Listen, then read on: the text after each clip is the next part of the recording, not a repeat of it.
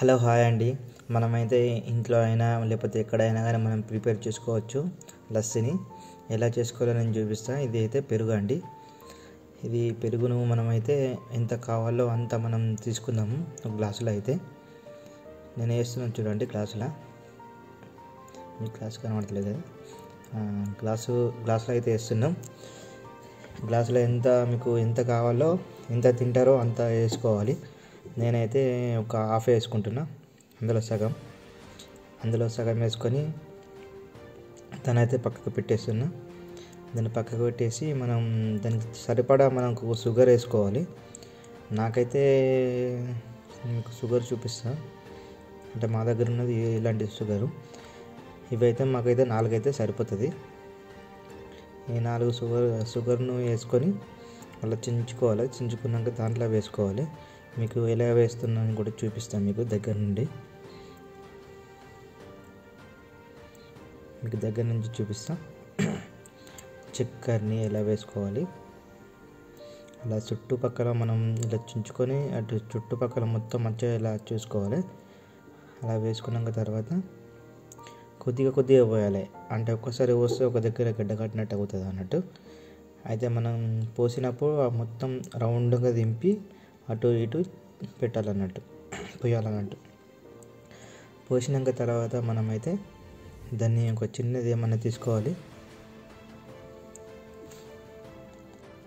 Spoon అది వేసుకొని అలా కలిపేస్తున్నా. ఎందుకంటే గడ్డలాగా ఉండకూడదని చెప్పి మొత్తం ఒక దగ్గర కలిపేస్తున్నా.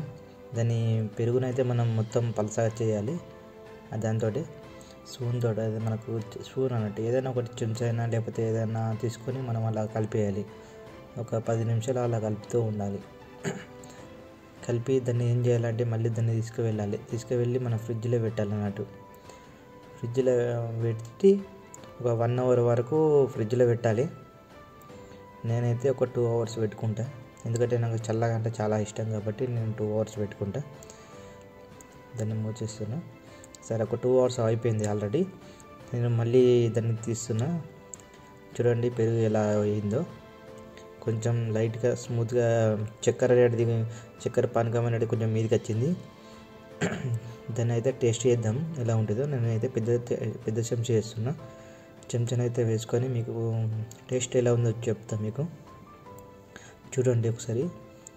అది పెరుగు అలా కావాలన్నట్టు. ఇట్లా అంటే మనకు లస్సీలాగా రావడానికి అలా ఉంటుంది అన్నట్టు. ఇక నేనైతే తిని మీకు చూపిస్తా ఎలా ఉందో టేస్ట్. వావ్, సూపర్గా ఉన్నది. టేస్ట్ అయితే మస్తు ఉన్నది. మీరు ఇంటికాడ అయినా ఎక్కడైనా మీరు తయారు చేసుకోవాలంటే ఇలా తయారు చేసుకోండి. నేనైతే తయారు చేసుకున్నాను. ఇందులో కొంచెం నిమ్మకాయ ఉంటే చాలా బాగుంటుంది. నిమ్మకాయ లేదు కాబట్టి నేను డైరెక్ట్ చేసుకున్నా.